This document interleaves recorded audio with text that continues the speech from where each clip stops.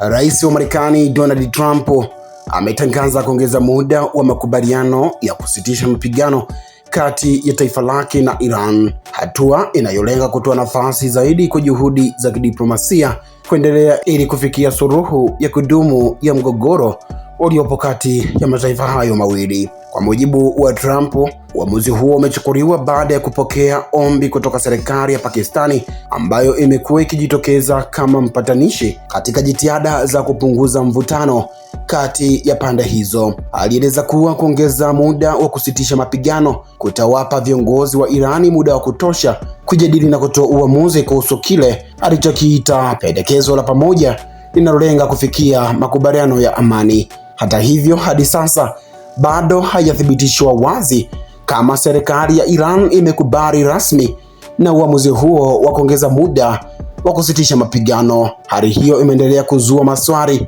kuhusu mwelekeo wa mazungumzo hayo na kama pande zote mbili zitaweza kufikia makubaliano ya kudumu. Wakati huo, mataifa kadhaa ya Ulaya yameendelea kuhimiza suluhu ya mgogoro huo kupitia njia ya mazungumzo.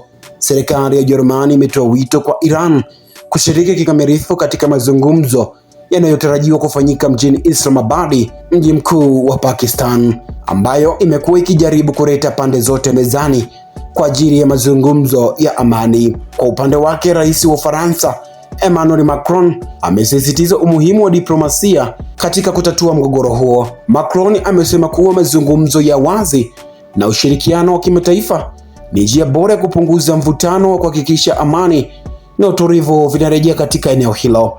Wachambuzi wa masuala ya kimataifa wanasema kuwa hatua ya kuongeza muda wa kusitisha mapigano inaweza kusaidia kupunguza hatari ya kuzuka kwa mapigano makubwa zaidi, huku ikiipa nafasi diplomasia kufanya kazi. Hata hivyo, wameonya kuwa mafanikio ya juhudi hizo yatategemea utayari wa pande zote mbili kukubali kufanya mazungumzo kwa nia ya dhati na kufikia makubaliano. Kwa sasa macho ya jumuiya ya kimataifa yanaelekeza katika mazungumzo hayo yanayotarajiwa kufanyika, huku wengi wakitarajia kuona hatua zitakazosaidia kupunguza mvutano na kuimarisha amani katika eneo hilo. Mimi ni Friday Mangomare na hii ni Baharia TV. Asante kwa kuifuatilia Baharia TV. Usisahau kulike, kusubscribe, kucomment na kushare.